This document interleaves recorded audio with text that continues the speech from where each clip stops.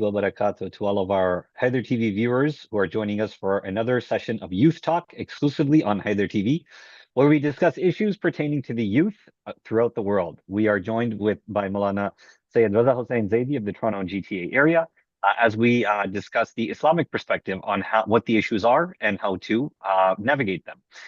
So Maulana, today we're going to be talking about the social media and online influence. So social media has become a part of our daily lives and it's a part of our culture. It's prevalent throughout the world, and its impact is very real. We have examples of people that were, radicalized through online content and then went on to commit heinous crimes. But we also have examples of people that were inspired by online content, and went on to achieve great things and provide incredible services and help to their families, themselves, and to the community as well. So, what is the Islamic perspective on social media and online influence? And how do we use social media in a way that's beneficial for us, our families, and our community, and for propagating the values and the morals of Islam? أعوذ بالله من الشيطان الرجيم بسم الله الرحمن الرحيم وبه نستعين إنه خير ناصر ومعين وصلى الله على سيدنا مولانا أبي القاسم محمد وآله الطاهرين اللهم صل وآل محمد وعجل فرجه. Assalamu alaikum wa rahmatullahi wa barakatuh. Then wa alaikum assalam wa rahmatullahi wa barakatuh. Your question about the online content, I believe that it is just a tool. However you use it. I'll give you an example. If somebody is a scientist and he has the knowledge to make something for the benefit of others, or he could even make something to kill people, to destroy human civilization, like nuclear weapons. Nuclear technology in itself can be taken either way. It can be used for the benefit of people.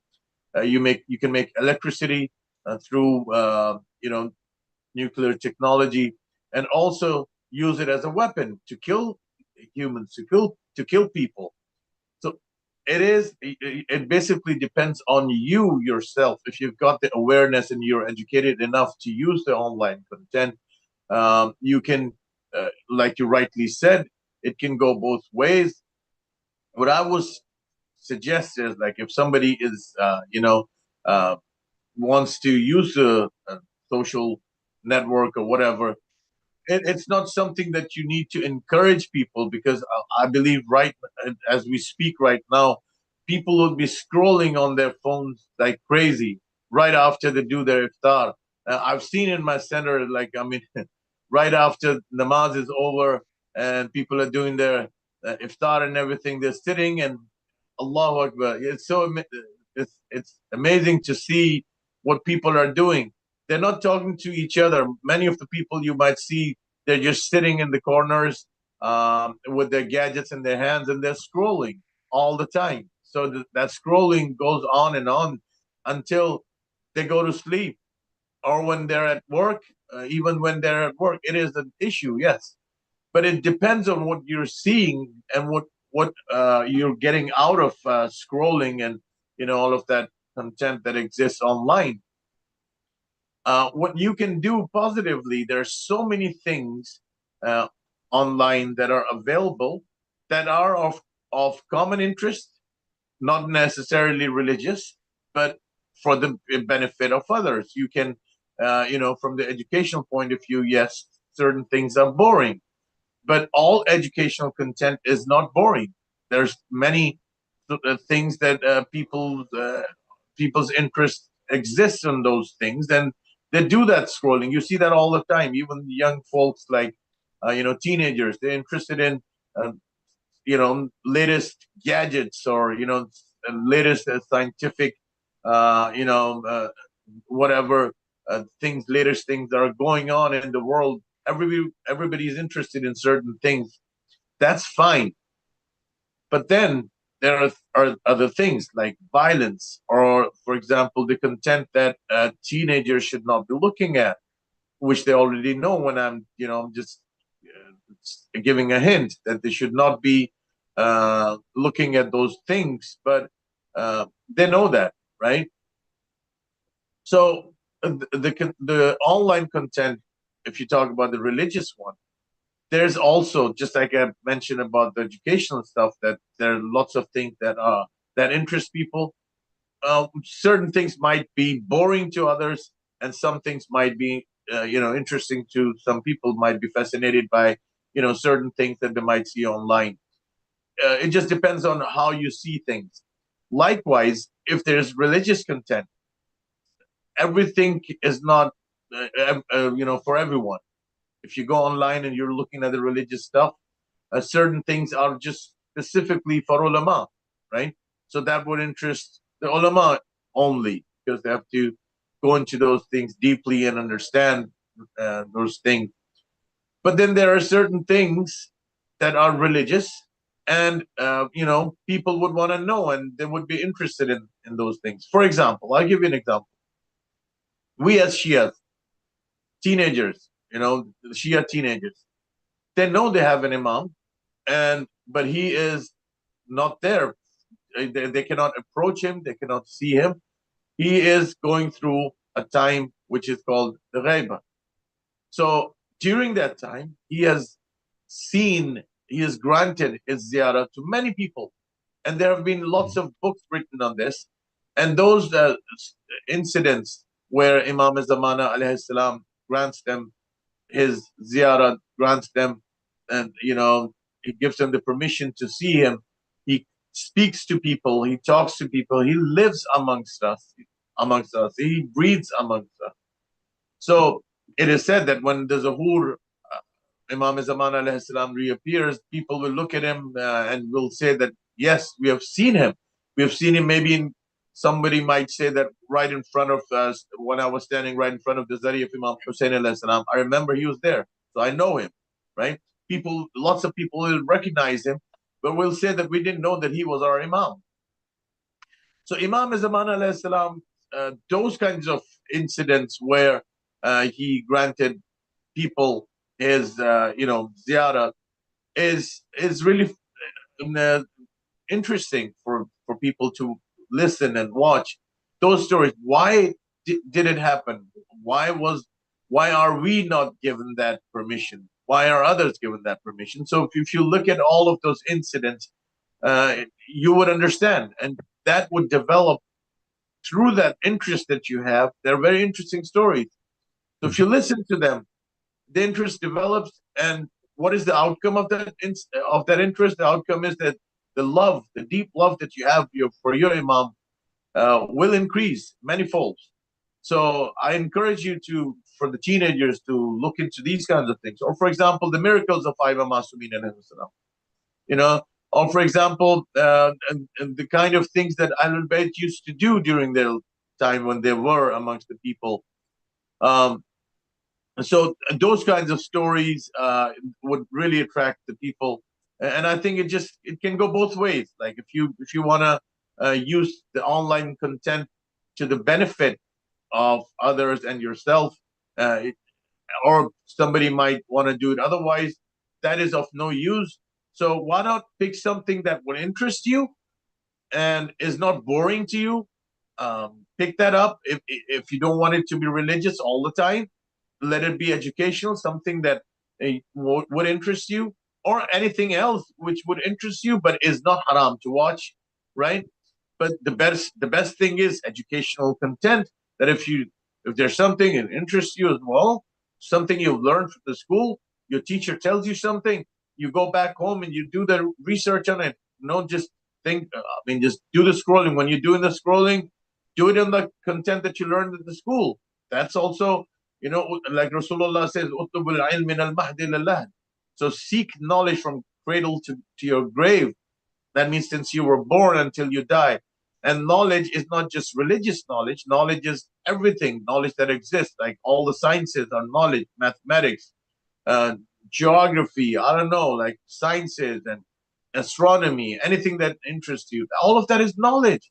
So I would encourage people to go into those kinds of things, just like Imam Sadiq alayhi salam had that wonderful institution, academic institution, and it was basically an international university where people from all over the globe would come and learn not just religious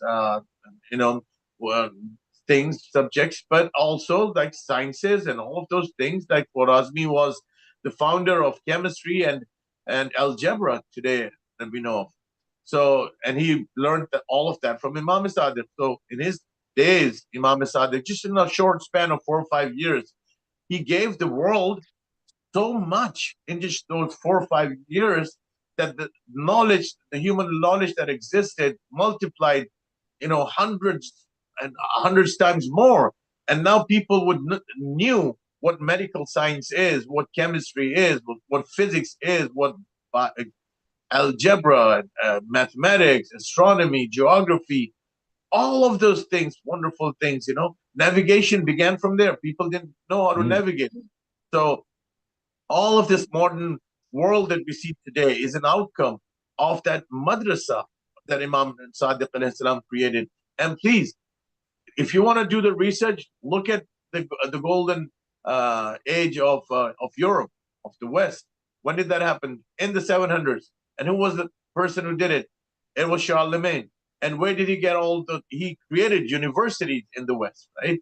So, and that was the Renaissance. So where did this Renaissance come from? Well, he got the scholars, the professors to teach in his universities from Medina, and these were the students of Imam Sadiq who went and taught the West. And now the West took all of that knowledge from the Muslims, and they've got that knowledge until today. But we just missed out on starting from that time. It was us. We were the ones who had that knowledge, but we let go of that knowledge. So I would encourage, going back to your online thing, that's something that you've missed out on. That was yours. So claim it. That is your inheritance. That is something that is your right. So go after that knowledge. Get that knowledge for the benefit of not just you yourself, but for the benefit of the whole world. Do it, because Shia of Maulana Ali is not like someone who's like just sitting at home and is just useless or something. No. Shia of Ali is for the world, not just for your community. That's what I say. Jazakallah. Thank you, Maulana. Yes, you're absolutely right. It's your lost inheritance, and do seek to reclaim it. And it's very important that we, when we are browsing through these videos, and whether they be educational, whether they be religious, whether they be suited to our interests, social media is unregulated. So it is very important to make sure that we are fact checking. And I'll give an example. I was on Facebook, and there's hadiths that people post. And they post the reference as well from Usul al-Kafi, Sahih Bukhari, etc., etc. And every now and then I try to see if I can find the reference, if I can find it from the actual source that they're referring to. And well, you'll be surprised how many times I'm unable to find it. And yeah, there's differences in terms of, which site you're looking at, which version, which edition, and so on and so forth.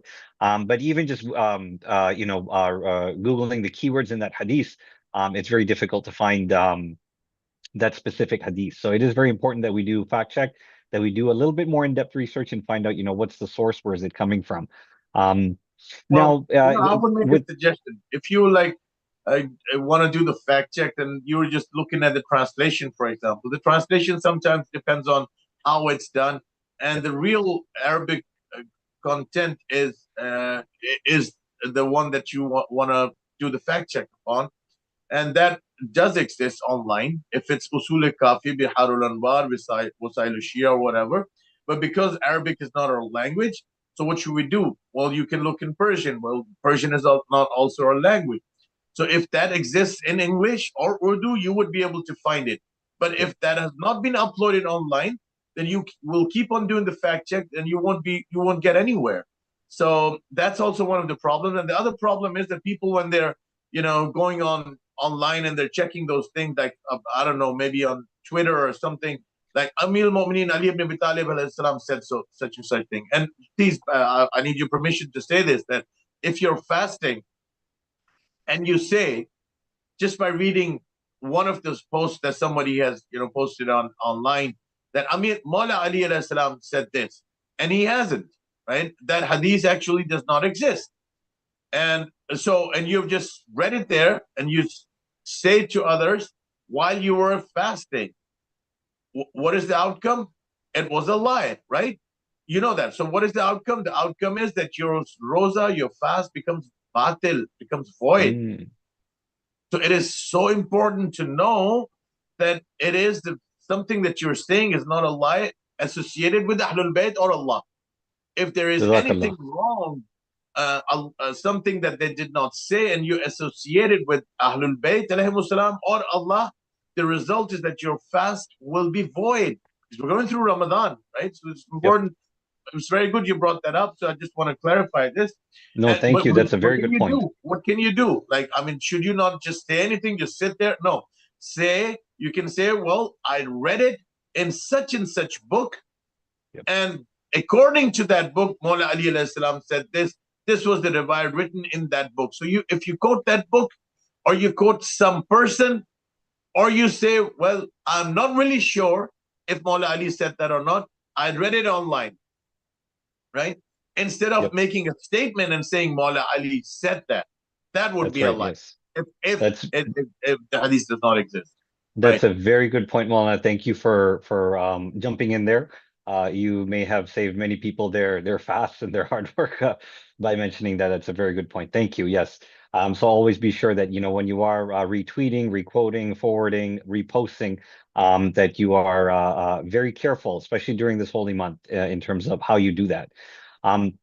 So Maulana, a lot of social media content is generated by social media influencers. And a lot of these influencers have very big followings, and they actually do have an impact on the lives of many people. And it really begs the question, who should we follow online? Who should we watch? Whose content should we be consuming? So for example, there's sites like, you know, Animated Stories for Kids, which goes into, you know, they have a great series on each one of the Shuhada of Karbala and their history and their background and how they ended up in Karbala and why they were there and what role they played.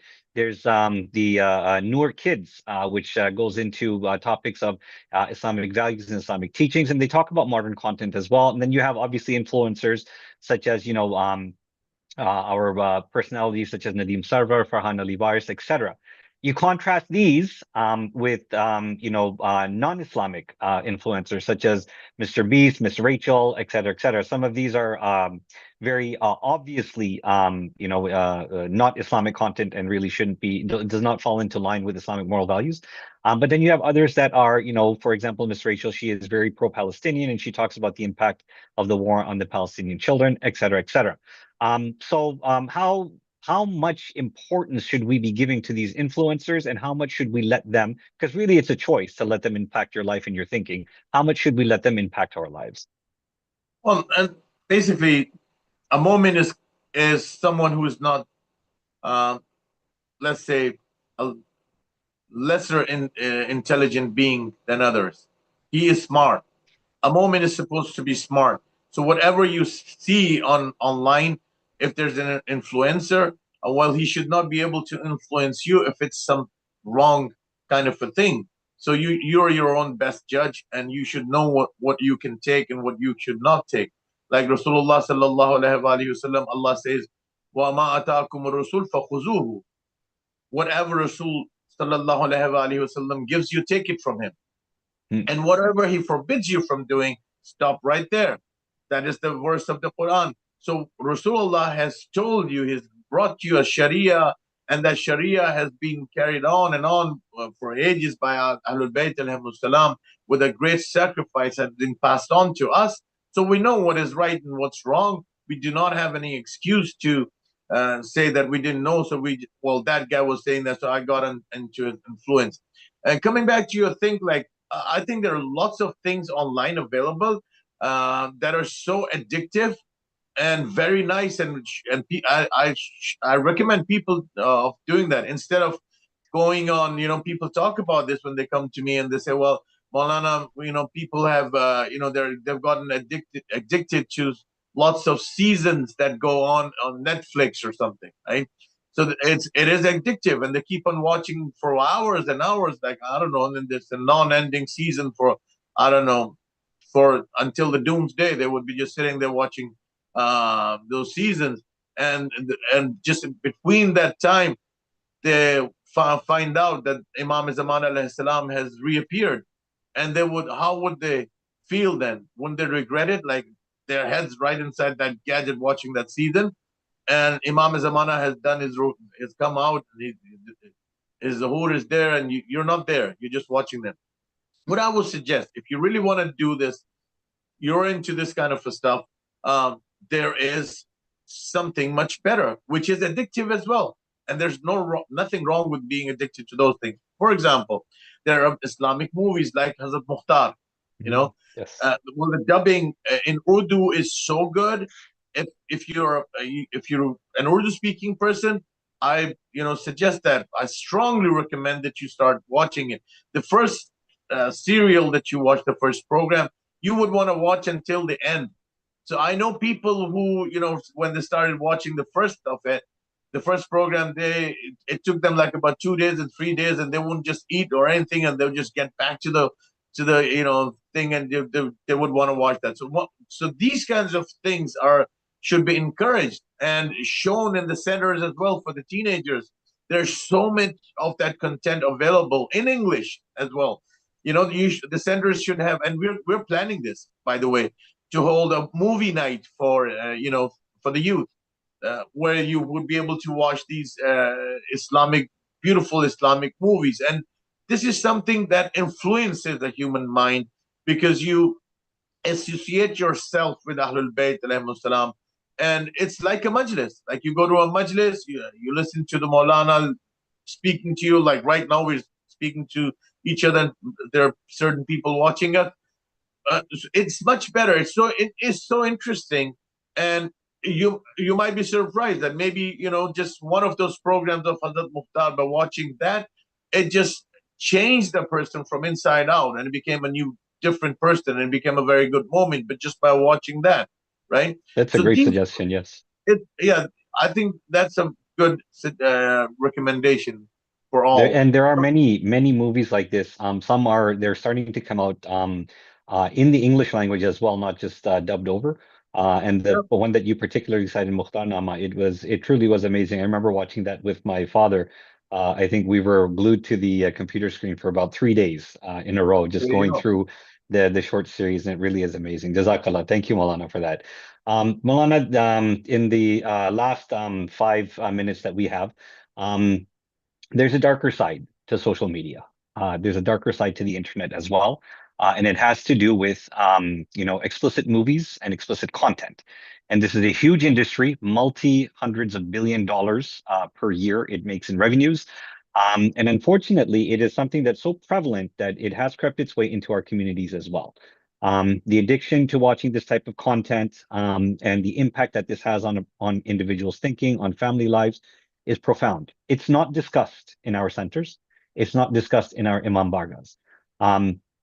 What should we do to break these addictions and to avoid falling into these addictions in the first place, and to make sure that we are keeping ourselves within the values and the norms of Islam. And if we are addicted to this, step one, they say, is acceptance. Just accept the fact that this is an issue. What sort of suggestions do you have for us to come out of this addiction? Well, the first thing is that as parents, the parents should be aware of like their kids, if they're making friends in school, if it's a good influence or a bad influence. And I would suggest the parents should not be very harsh or strict upon their kids. Yes, there is a generation gap, but you can still fill that gap with kindness, and you can be like good friends with your kids, and that's how it should be. You should bring awareness and education, and educate your children about who your friends should be. And likewise, when they're sitting online, the parents should be aware of what they're doing online, right? Well, there are certain games that you might have heard of, like I think it was called like dark web or something, where people would be given challenges, and there were many kids who had committed suicides, and it was banned in many countries. So it can be really dangerous sometimes, life-threatening, where people promote violence, and they give you challenges to do certain things which are illegal. So you have to be very, very careful. It's online is not something that's completely safe for your children. If it's just 12-year-old kid or 13-year-old kid, or just who does not know much. But if the influences are there, so you have to be very careful, and you have to pick and choose. But having said so, I'm not saying that you would want to like sit on the head, just right next to you, or your kid, and keep on watching what he's doing. Do it in a way that he does not even realize. Be friends with him, and let him discuss what your kid is doing online with you. Like, show him the interest. Like, wow, I want to do this. And if you see that he's playing games or something, play the games with him. Start playing games with him. Even if it's boring for you, do it. Give your child some time. I know in these days it's very hard to take out time for your kids, but you have to, play games with them, and that's how they will become friends with you. They will understand that my parents, they're different. We can relate to our parents, unlike other kids who can't, don't have anything to do with their parents. So the parents on that side should become friends and start discussing. And once you do that, show your interest, show them that you're like them, and they're like you, and you like whatever they like, and they like whatever you like, right? So, and if that goes through in their minds, they're gonna come out and they're gonna openly say to you, instead of like, you, what are you doing? Show me your phone. You're banned. You're grounded. Those kinds of things. No, I don't think that should be done, because how much are you? I mean, what can you do? Like, if the kid goes to school and he sees his friend, what do you want him to be? Like somebody who does not have any kind of a social network, or a person who does not, when he grows up, to be someone who does not has zero confidence in himself?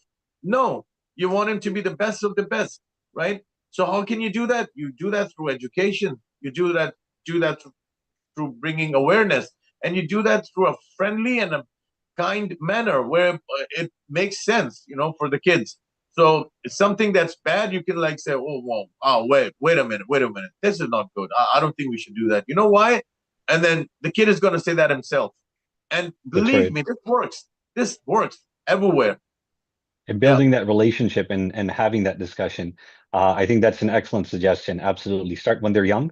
And there's also tools available for parents as well. There's router monitoring software where you can actually blacklist websites, where you can monitor their online activity. But more important than that, I believe, Maulana, you hit the nail on the head. It's having that discussion, that open discussion, that, hey, you know what, my son, my daughter, these are the things that you should not be watching. This is the content that is not allowed for Muslims to watch. And building that relationship so that it is one of mutual respect, and an open one where the information flows both ways. Jazakallah, Maulana. Thank you so much for your time today. Thank you very much to our Hyder TV viewers for your time today. We will be back tomorrow, 9:30 p.m. Eastern Standard Time, with Youth Talk exclusively on Hyder TV. Tomorrow we will be discussing the illustrious life of Bibi Ummul Mumineen, Bibi Khadija, salamullahi alayha, as her death anniversary approaches on the 10th of Ramadan. And then after that, as Maulana alluded to, we will be discussing issues of gender gap, communication, and so on and so forth. Lots of interesting stuff coming up. We're looking forward to discussing this with you. Please do feel free to call us or text us with your input, with your questions, with your comments, with your stories. And inshallah, we look forward to seeing you tomorrow. Wassalamu alaikum wa rahmatullahi wa barakatuh.